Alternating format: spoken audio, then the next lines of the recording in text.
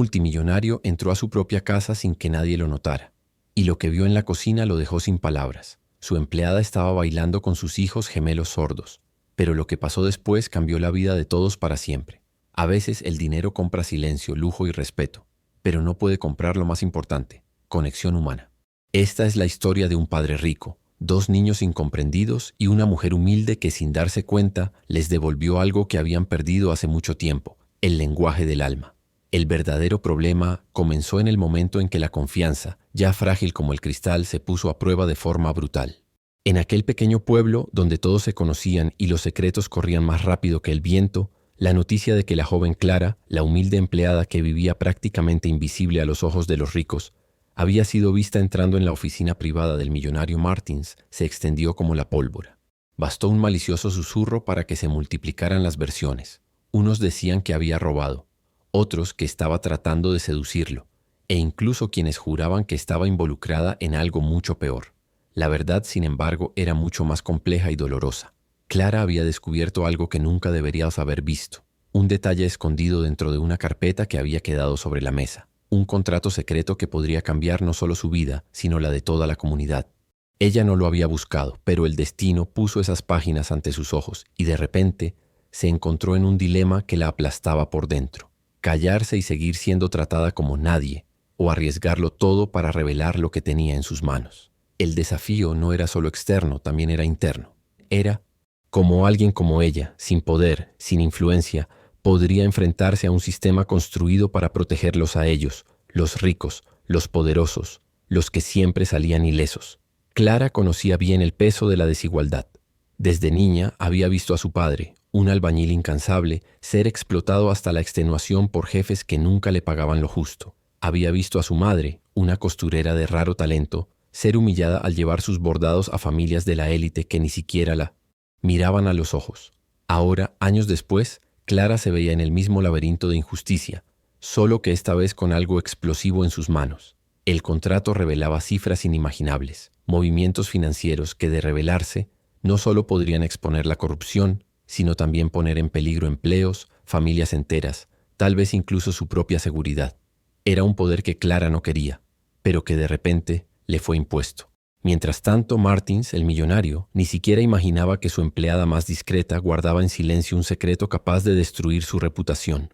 La ironía estaba precisamente ahí.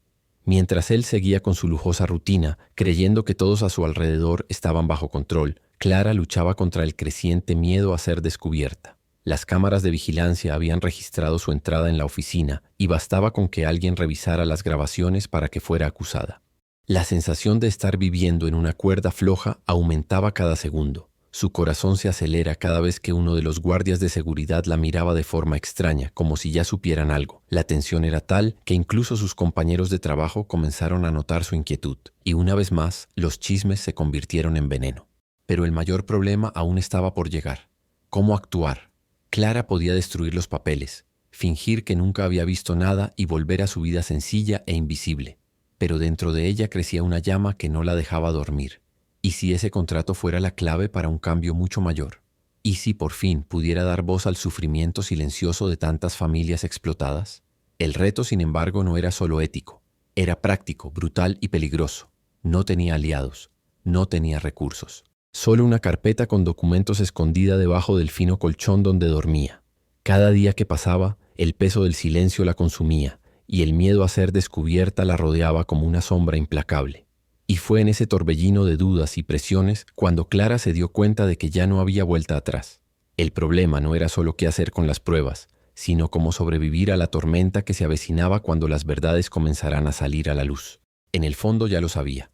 Alguien tan pequeño como ella no podría enfrentarse sola a un hombre con tanto poder. Pero al mismo tiempo, rendirse sería traicionar no solo a sí misma, sino toda la memoria de lucha y dignidad de su familia. Y mientras el reloj corría en su contra, Clara comenzaba a trazar mentalmente los primeros pasos de una decisión que lo cambiaría todo, para bien o para mal. La noticia de la injusticia en el tribunal no tardó en propagarse. Primero fueron murmullos en los pasillos del juzgado, después comentarios en cafés cercanos, hasta que finalmente alcanzó los titulares digitales de los periódicos locales. El juez desestima pruebas clave en caso de brutalidad policial, rezaba un titular que corría de teléfono en teléfono. Para la mayoría, aquello no era sorpresa. Demasiadas veces habían visto cómo la balanza de la justicia se inclinaba hacia el lado del uniforme, pero esta vez algo era distinto. En el centro de esa tormenta mediática estaba David, el hombre negro que había sido golpeado, humillado y ahora, además, despojado de la posibilidad de justicia en una sala que debía protegerlo. La frustración lo consumía, pero lejos de derrumbarse, David decidió actuar. No era un hombre cualquiera. Había pasado años formándose en derecho antes de tomar un camino distinto en su vida profesional, y aunque no ejercía como abogado, conocía lo suficiente para detectar las irregularidades cometidas en su juicio. Había visto cómo el juez ignoraba testimonios, cómo los abogados de la defensa de los policías interrumpen constantemente, y cómo se descartaron grabaciones por tecnicismos absurdos. Era como si todo el sistema se hubiera alineado para silenciarlo.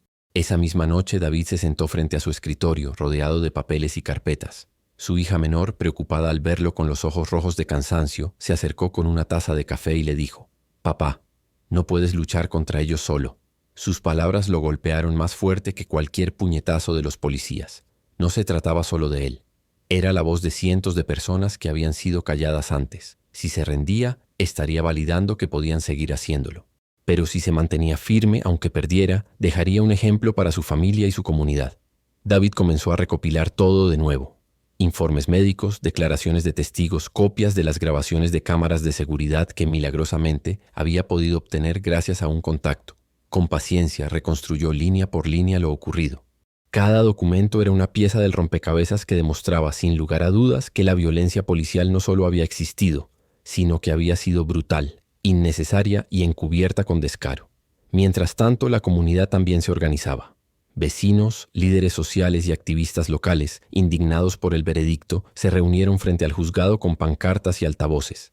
La imagen de David caminando entre ellos, aún con cicatrices visibles en su rostro, conmovió a todos. Las personas comenzaron a grabar sus discursos improvisados, subiéndose a redes sociales bajo el hashtag #Justicia para David. En cuestión de horas, aquel caso que parecía condenado al olvido había explotado en la esfera pública. Los días siguientes fueron un torbellino.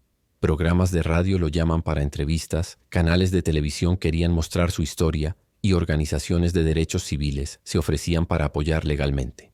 Lo que antes era un caso aislado se transformó en un símbolo de resistencia contra la corrupción en la justicia. Sin embargo, ese nivel de atención también atrajo amenazas. David recibió llamadas anónimas, mensajes intimidatorios, e incluso notó que un coche desconocido rondaba varias veces frente a su casa. Era evidente que había intereses poderosos que no querían que siguiera adelante, pero David no estaba dispuesto a retroceder. Su convicción se fortaleció aún más cuando una mañana, al salir de su casa, encontró a un grupo de jóvenes esperándolo en la acera. Eran estudiantes de derecho de la universidad local. Uno de ellos, con voz temblorosa pero firme, le dijo: «Señor, sabemos lo que está haciendo. Queremos ayudarle a preparar la apelación. No podemos quedarnos de brazos cruzados viendo cómo le cierran la puerta en la cara».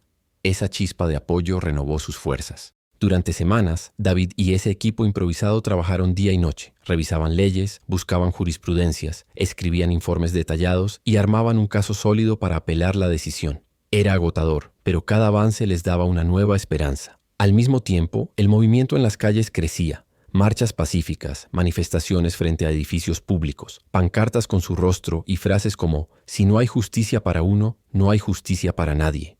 La presión social empezaba a hacerse imposible de ignorar. Los policías implicados, antes protegidos por el silencio institucional, comenzaron a sentir la presión. Uno de ellos pidió traslado, otro buscó abogados privados, y rumores sobre contradicciones en sus versiones circulaban entre la prensa. El juez, cuya reputación había quedado manchada, enfrentó críticas públicas y un inicio de investigación interna.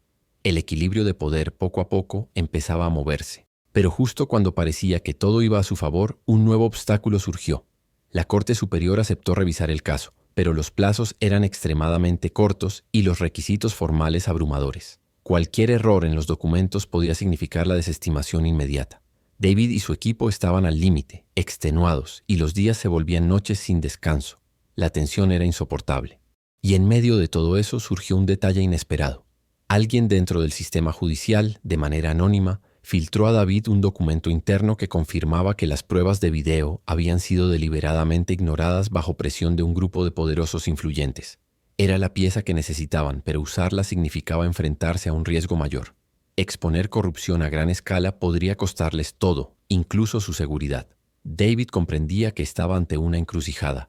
Tenía en sus manos la verdad, pero también el peso de una decisión que podía cambiar su vida para siempre. Y mientras sostenía ese documento, escuchando a su hija dormir en la habitación contigua, se dio cuenta de que el verdadero clímax aún estaba por llegar. El momento en que tendría que enfrentarse cara a cara con aquellos que lo habían intentado enterrar en silencio, y demostrar que ni la corrupción ni la intimidación podían quebrar a un hombre decidido a luchar por justicia. El día del juicio de apelación llegó como un huracán de emociones contenidas. La sala estaba llena hasta el último asiento, periodistas con cámaras listas, activistas con pancartas, vecinos que habían seguido la historia desde el primer momento, y un grupo de estudiantes de derecho que habían acompañado a David durante todo el proceso. La tensión podía sentirse en el aire, como electricidad estática. Los policías involucrados, vestidos con trajes sobrios, evitaban cruzar la mirada con David, y el juez que presidía el caso intentaba mantener una fachada de autoridad, aunque sus gestos nerviosos delataban que sabía que este no era un juicio cualquiera. David entró con paso firme, pero su corazón latía con fuerza. Cada mirada que cruzaba lo recordaba que su vida estaba en juego, no solo su reputación, sino la de su familia y la credibilidad de todo un sistema que había intentado silenciar. Sosteniendo el expediente que contenía la prueba clave, respiró hondo y se preparó para exponer la verdad de manera clara e irrefutable. Sabía que cualquier duda podría ser fatal. Cuando tomó la palabra, su voz fue firme y clara. No necesitaba gritar, porque cada palabra cargaba el peso de la justicia que había tardado años en encontrar. Comenzó relatando con detalles precisos cada momento de aquel día fatídico. Cómo había sido detenido injustamente, cómo los policías habían manipulado pruebas y testimonios, y cómo las cámaras habían sido deliberadamente ignoradas. La sala guardaba un silencio sepulcral, interrumpido solo por el ocasional susurro de asombro. El juez lo escuchaba, visiblemente incómodo. La defensa de los policías intentó interrumpir, argumentando tecnicismos legales, pero David, preparado, replicó con precisión, citando leyes, precedentes judiciales y documentos que no podían ser refutados. Cada argumento que presentaba reforzaba su credibilidad, y cada prueba presentada era un golpe directo a quienes habían intentado destruirlo. Luego llegó el momento crítico. Con una mano firme, David abrió el expediente más importante, las grabaciones que mostraban claramente a los policías plantando evidencia y manipulando la escena. Al proyectarlas en la pantalla gigante de la sala, un silencio absoluto cayó sobre todos. Los ojos de los presentes se abrieron de par en par. Los murmullos de sorpresa se mezclaban con expresiones de incredulidad.